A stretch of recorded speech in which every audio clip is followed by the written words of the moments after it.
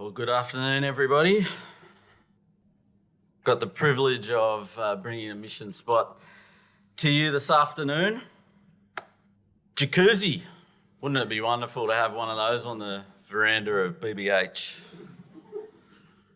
Kleenex. Thermos. Stanley's more popular now, I hear, but aspirin. Band-Aid.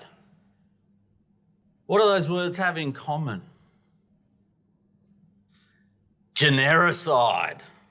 I didn't hear that from anyone, but I think it was on the lips there. They're all brands with a product name that became so popular that they began to be used as the general term for that product. So the product was so popular that its brand name became generic. In some cases, legally so, they lost their trademark. Genericide is a specific term coined to describe that phenomenon, a term that we'll return to soon. Last mission spot, I introduced us to my friend Steve Richardson, president of Pioneers in the USA. Steve wrote a book recently, Is the Commission Still Great? 8 myths about missions and what they mean for the church.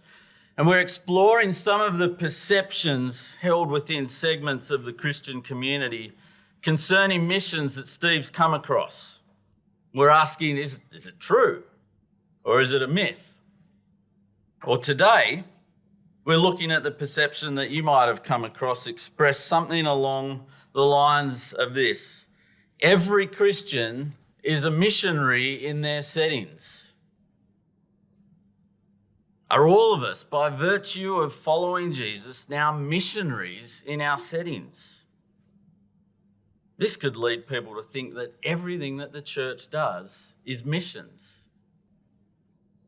Well, let's briefly explore 2 possible reasons why that broad definition of missions has increasingly been adopted in the wider church from around the 1950s onwards. And let's start with 2 affirmations for the truth side, if you will.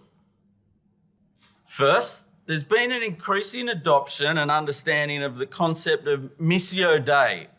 That was a theme introduced broadly in the 1950s, means the mission of God, and the following decades. It's a largely helpful concept. I introduce it, I use it as a concept, as a hermeneutic in a lot of the missions classes that I teach here. It was foundationally, theologically relocating missions, not as a task that originated with the church, but as a cause central to and flowing from the very heart and nature and character of God. God is the prime sender. And in this framework, the church itself is sent from God in fulfilling his purposes, not as the originator of the missionary task, but as an instrument in his saving purposes. The idea, however, led to a broader framing of what constitutes missions, a mission.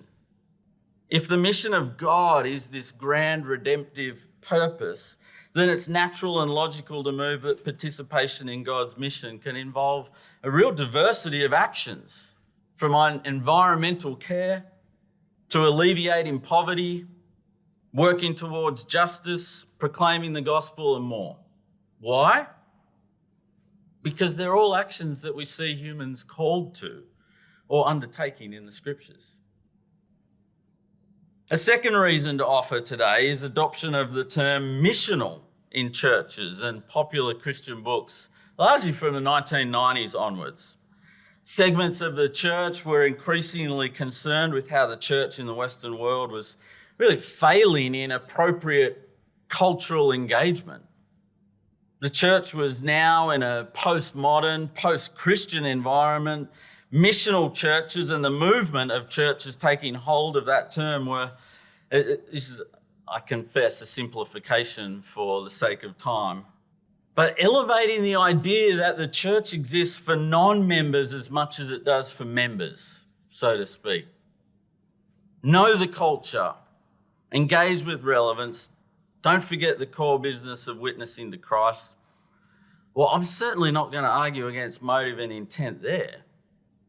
It's great.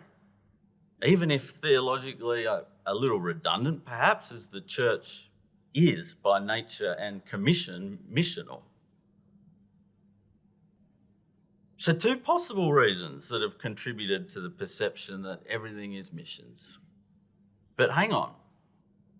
I'm kind of okay with the idea of Missio Dei and the use of missional, but aren't I meant to be busting this perception? What's going on here? Well, there is an emerging problem that I see. A big one, perhaps.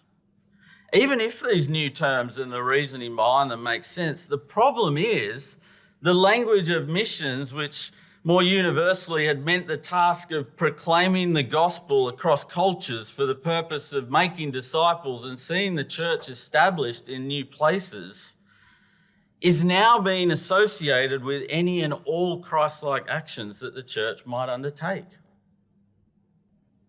Missions is at risk of genericide. If the main language that we have historically had as a church for considering the task of ensuring the gospel is being proclaimed as widely as possible, necessitating the crossing of cultures to the ends of the earth as commissioned in Acts 1:8, if that main language is now being used in ways that reduce the significance of that task, then we might have a problem. Some may think it's not such a big deal. Well, I'm okay with a broad definition of mission. Well, consider how life-saving Australia would feel if everybody really thought that you could drown in paperwork.